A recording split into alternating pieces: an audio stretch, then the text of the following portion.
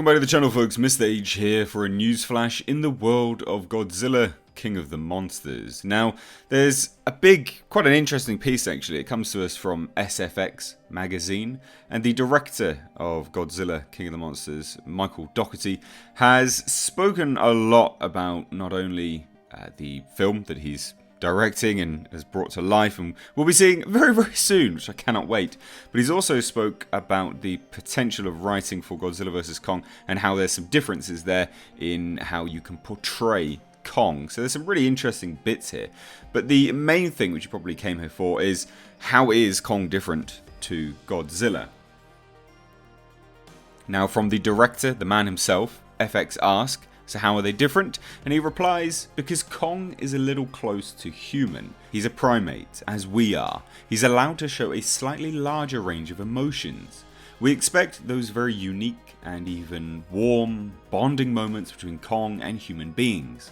That goes back to the 1933 film, where he was never strictly a monster. There was always a very human side to him in the ways that he interacts with us. That was a joy to write. With Godzilla, that's not expected. That's not to say that you can't do it, but any kind of bond between Godzilla and humans has usually been more implied, so you rarely get to see Godzilla's softer side. Whereas with Kong, it's an essential part of the character. If you ever made a Kong film where you didn't get to see the softer side of the character, it would fall short.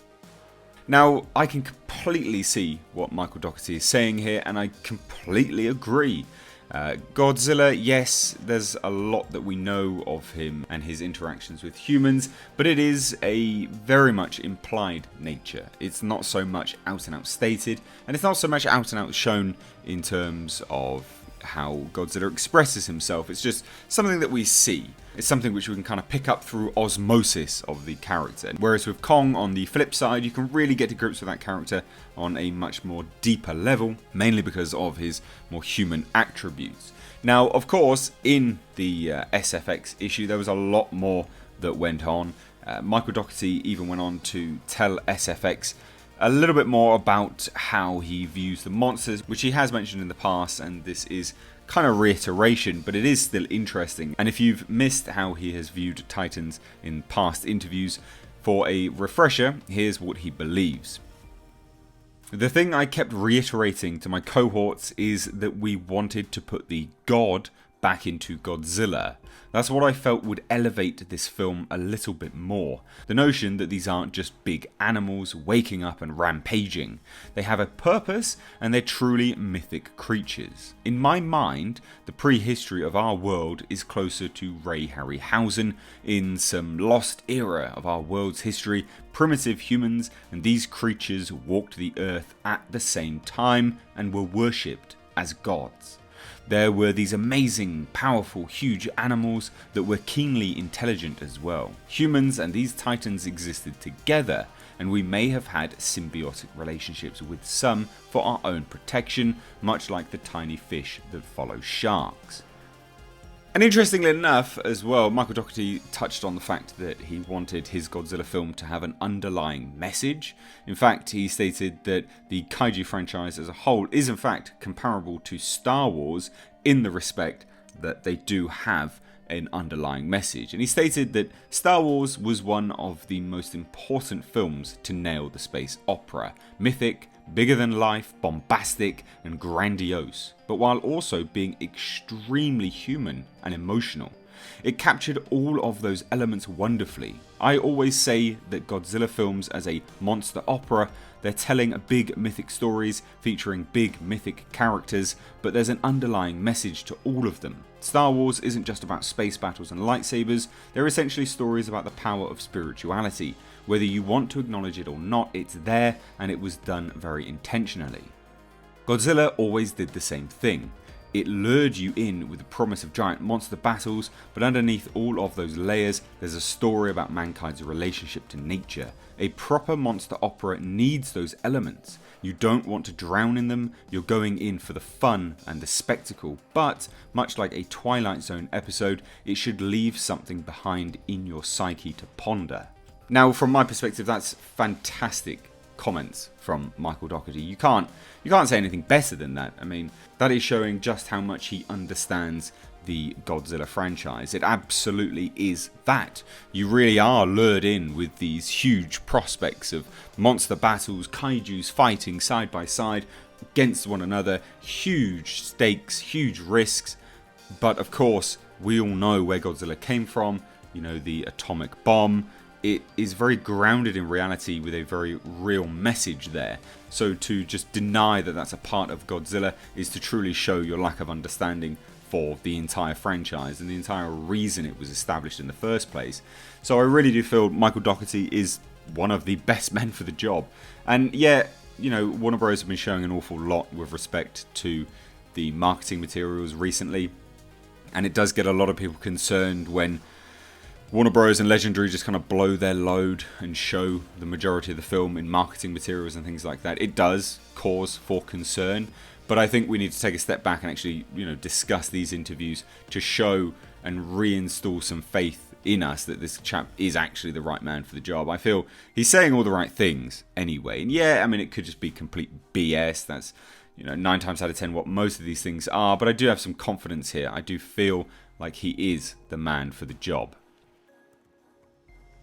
And again, something else just to hugely reiterate that he is the right man for the job. He discussed how difficult it was to not only cater to the American audience, but also the international audiences as well. He stated, "It was only when we were on the journey that I realised, oh God, I've got to stick the landing on 3 other creatures. Thankfully, I was very familiar with them, and I just went about the process of stepping back and looking at their very long history, trying to look at various physical traits and really distill what were the essential traits that would really create and modernize those creatures. The textures, the colors, the silhouettes were very important to me, but also the sounds of the creatures. Godzilla fans are very particular about how the creatures sound because they've stayed so consistent for decades. It was a challenge, but a fun one. It was definitely an honor." And Godzilla fans will probably like this. Michael Dougherty does actually make mention of the fairies in terms of how he's done the designs, especially for Mothra. So he stated that it was a matter of looking at everything again, looking at some of the most outlandish elements, the fairies, for example, and then asking, is there a way to do this so that it's believable? Could you take the concept of 2 small humans who accompany Mothra and make it realistic? A lot of times you'd have to jettison certain concepts, but you'd be surprised by how much did work, because what separates this film from the previous one is that when you're introducing a giant moth, a 3-headed dragon, and a fiery phoenix that emerges from a volcano, you have to be willing to embrace certain fantastical concepts that might not have worked in the first film. So although a lot of it will definitely not make the cut, it will be intriguing to see actually what does come through in the film and whether we see certain references to this. I would imagine we're going to get some references, even in the viral marketing for Mothra, Rodan and King Ghidorah. We have seen certain nods and Easter eggs, I guess you could say, to the original source material, the original designs and films. So I think we'll probably see a little bit here and there. And also as well, one of the massive comparisons recently has obviously been the MonsterVerse against the Marvel Cinematic Universe, mainly just because they're coming around the same time. You've got Avengers Endgame just been released, we've got Godzilla King of the Monsters, and just how the MonsterVerse has been building its own cinematic universe. But Dougherty does discuss this and touch on it a little bit anyway. He states that in the same way the Marvel films started very real and grounded, and in the later movies they started to embrace the more cosmic elements of the Marvel universe, we are embracing the more fantastical elements of the Godzilla universe, so we were able to push the boundaries a little bit more and embrace what could be seen as too outlandish. If you get too caught up in the notion of your film being a chapter in a larger universe, you get distracted by that. I've seen a fair share of attempts at building cinematic universes or franchises where you assume that your audience is already familiar with the mythology or cares about it, or you leave your chapter on too much of a cliffhanger so it doesn't feel like a complete meal. So we tried not to get caught up in that. We tried to treat this as a film that could stand on its own, so that even if you haven't seen Skull Island or the 2014 film, you'd still enjoy it. As long as you were somewhat familiar with Godzilla as a character, you should be able to sit down and enjoy this as its own unique film without having to worry about what came before or after.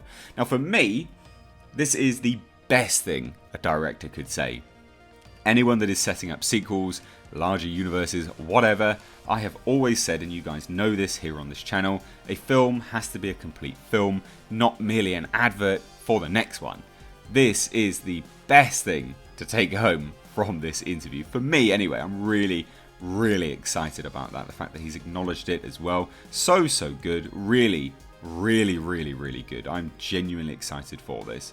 So that's just a brief rundown of the kind of the bigger reveals, I guess you could say, from the SFX interview. There's a lot which has kind of been repeated here and there, but again, as we ramp up closer to release, it's important to take a look back at this and just reiterate why we're all so excited, or at least for me anyway.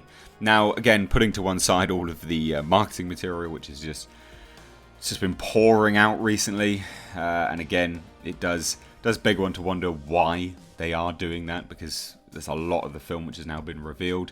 I'm really excited for this. Are you guys? Are you excited for this film? Does the marketing material concern you at all?